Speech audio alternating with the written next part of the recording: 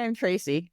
And I'm Faye, and welcome to More Better with Tracey and Faye, a podcast where we break down how you can become a better, more confident communicator, one episode at a time.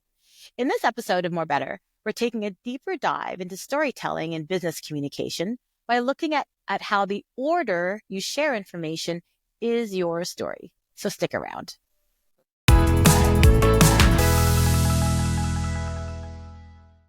In episode 24, Faye and I introduced 4 ways that you can incorporate storytelling into your business communication. And in today's episode, we're taking that deeper dive into order of information. Because as Faye said, that is your story. Every time we communicate, whether through a presentation, an email, or a report, we're effectively telling a story via the decisions we make about what information to put first or second. And those decisions, which ultimately form your story, significantly impact how your communication lands with your audience. Why does it matter so much? Well, research shows that people generally remember the first and the last piece of information they hear. It's a phenomena known as serial position effect. And that serial position effect tells us that if your order of points isn't logical or engaging, you risk losing your audience attention, or even worse, confusing them. And we don't want to do that. We don't want to. Please, let's not do that. So for example, imagine you're giving a presentation about quarterly sales.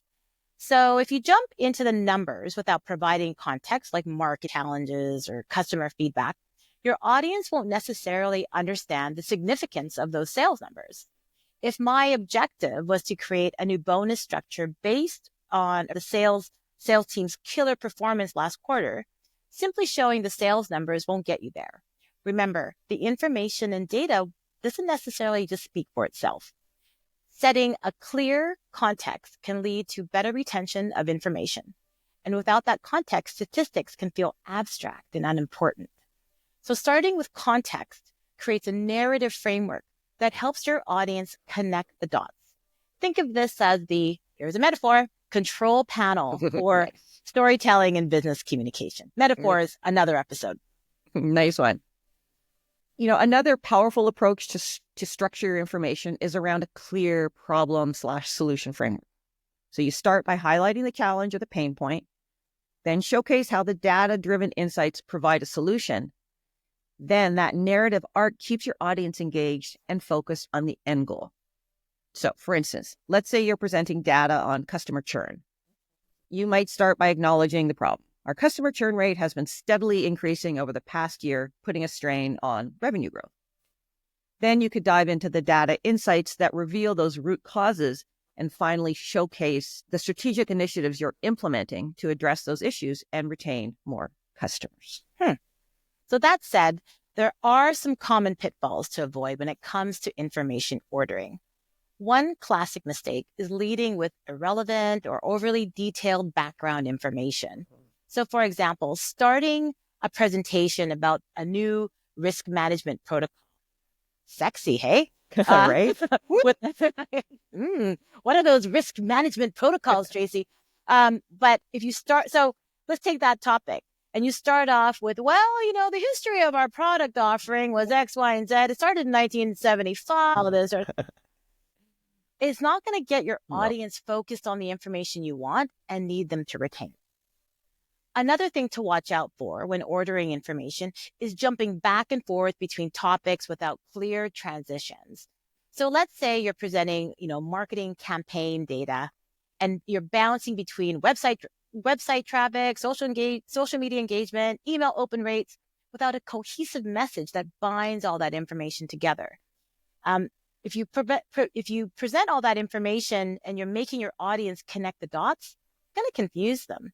And we don't want that, because when you get to our call to action, you want your audience on board. You don't want them scratching their heads confused. As you were saying that, I was thinking about when you're watching a TV show or a movie and it's a big courtroom drama. And you've got the lawyers, they're up there and they're presenting all this information. And what comes out is everybody's really confused about what all these points mean. And the message you get is, well, they're going to pull it together in the end. The great Perry Mason moment at the end where they link all that information together and everyone goes, oh, okay, not guilty. And that's great for a courtroom drama. Sure. Not so great for business communication. So if you tell a compelling story you believe will resonate, but you jumble the order of your facts and context, your audience will miss the point. You don't have a chance to go back and wrap it up and retie that bow around all this information. You got to do it the first time. So when you think about structure, here's a way. Sorry. Apologies, people. But we have a structure that we want to share with you that we think is pretty easy to follow, and it's going to get you started in a pretty good way with any of your writing or communication, whether you're talking, presenting, writing an email, doing a report. So you start with an engaging hook. You got to do that to get people's attention. This is a good place for a metaphor or a personal anecdote, as long as they are easily delivered and readily understood. Next, you lay down some context that demonstrates the need for what comes next. Then present your core message, which will lead to your ask, which includes data to support your claim. And then you end with a clear call to action. I love that. Yeah. I was giving advice to somebody about their presentation, and they had to have an ask at the, of the senior leadership team. And as I read their deck, I couldn't find the ask. Right. And so my advice to them was do it Dragon's Den or Shark Tank kind of style. Go in with your ask right away and ask them to think about those elements, and then go into your presentation to support those asks. Yeah. And it was really interesting because it helped him sort of organize that information. Like, now I know how to organize my information, because I'm going to ask this at the beginning. Yeah. I'm going to order it, and they're going to ask it again. Right. So it's a framework that any of us can use to plan out our communication in a way that our audience, whether they're reading something or watching you present something, will stay connected with your story from beginning to end. And remember, the goal is to lead your audience through the information, not just throw it at them. Building a narrative arc keeps them engaged, and using the framework that Tracey mentioned is a great start. Now, don't get afraid by the term narrative arc. What is that? Crap, now I gotta take an MBA. I gotta go and take a writing class. Yeah. No, your narrative arc is the order of information. That's all we mean by that. But perhaps thinking about when you're writing or presenting that you are taking your reader, your listener through a narrative arc helps to consider what you're saying in totality rather than this bit of information, then this bit of information, this bit of information. And I do want to say, and as Faye mentioned earlier, even though today we're focused on the order of information, you can and should absolutely incorporate other storytelling techniques along the way, metaphors and personal anecdotes in particular. For example, you're pitching a new product. Your hook at the start might be a personal story about how this product solved a problem that you were facing. This approach, it brings authenticity and relatability to your business message. Yeah. Or let's say you're giving an update on a project, which I know many of you typically are asked to do. You might begin with a metaphor about climbing a mountain.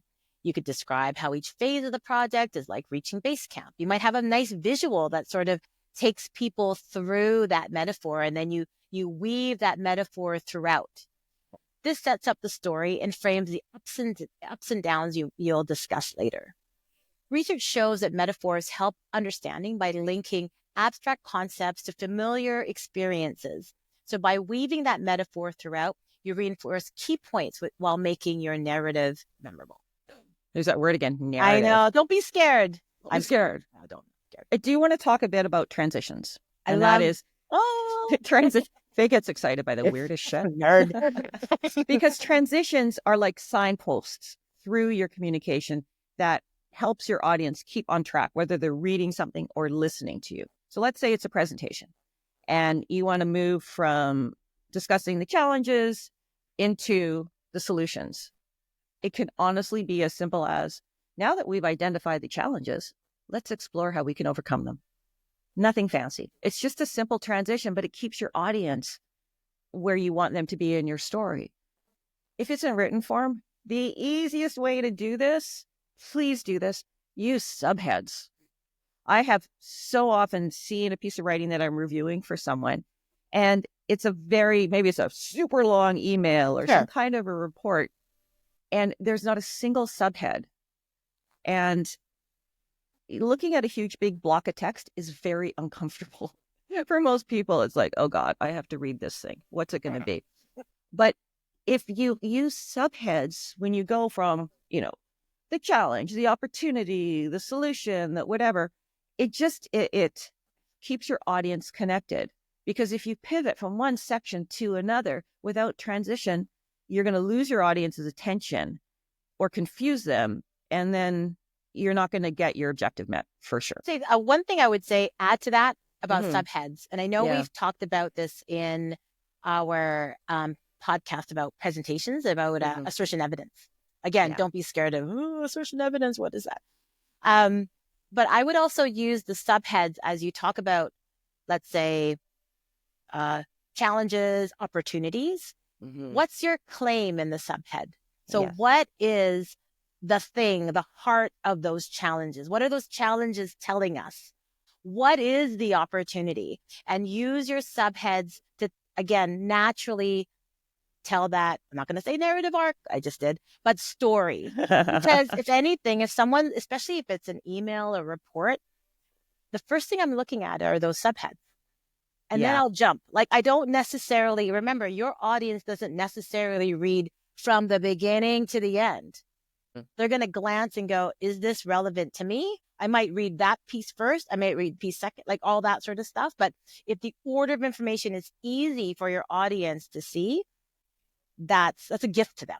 What came up for me as you were saying that, if I was sending, let's just say I was going to pitch a new idea via email, because that's the best place to do that. It's really not. So if it's a solution to some process that's broken, one of the subheads could be, X process is costing our company $10 million in lost revenue. Boom. People are going to read that. They're probably going to read what you wrote underneath that. Mhm. I could have another, let's say I've come up with a brilliant solution. 6 months and $50,000 will solve this problem. Sure. People are going to read that. They'll read those subheads. And you're right. Sometimes it's a lot harder to do it off the top of your head, but it's worth taking the time to do that. And as you said, using subheads as claims is brilliant. Taking the time to find out what is at the heart of what you want to say in this block of text, right? Yeah. That block of text is still going to be useful. Don't get me wrong. The other thing I think maybe you might fear, or what I've seen people fear, is that, oh, it's too bold. It's too direct. And I know we've talked about this in previous episodes, Trace, but, clear is kind. Be kind to your audience. So let them know the claim is that we're losing money and we need time and investment to solve this problem. Our people are leaving us. This is what we need to do. Yeah. Because that's what they're going to pay attention to. And then all the things that you want to talk about in that topic, all relevant. Oh, again, know your audience. Objective. That's another episode. Oh, yeah. Let's recap the main ideas. Let's recap. All right. So the order of information, the order in which you present the information is your story. Yep. Number 2, research shows that people remember the first and last thing that they read or heard. Use other story elements like anecdotes or metaphors within your story to better engage your audience. And use transitions to maintain flow, which keeps the audience engaged and connected to the narrative. And don't forget that structure we discussed. 1, start with an engaging hook. 2, build background context. 3, present your core message or data. 4, wrap that up with a clear and compelling call to action. Because following this structure will help ensure that your audience will stick with you, grasp your story, and hopefully help you meet your objective. Yes, absolutely. Using these strategies thoughtfully can transform mundane information into an engaging narrative. That's that word again. Don't be scared. That captures attention and prompts action. All right. That's all for today's episode. If you found these tips helpful, make sure to subscribe to More Better with Tracey and Faye. Leave us a review, ask us a question, and don't forget to catch up on our other episodes where we break down everything from business communication to content creation. And as always, if you want to take a deeper dive for you and your team into any business communication topic, Faye and I create and deliver custom workshops that will really, truly help anyone become a more skilled and more confident when communicating at work. Send us a message. We'd love to chat. Until next time, I'm Tracey. And I'm Faye. See you next time on More Better with Tracey and Faye.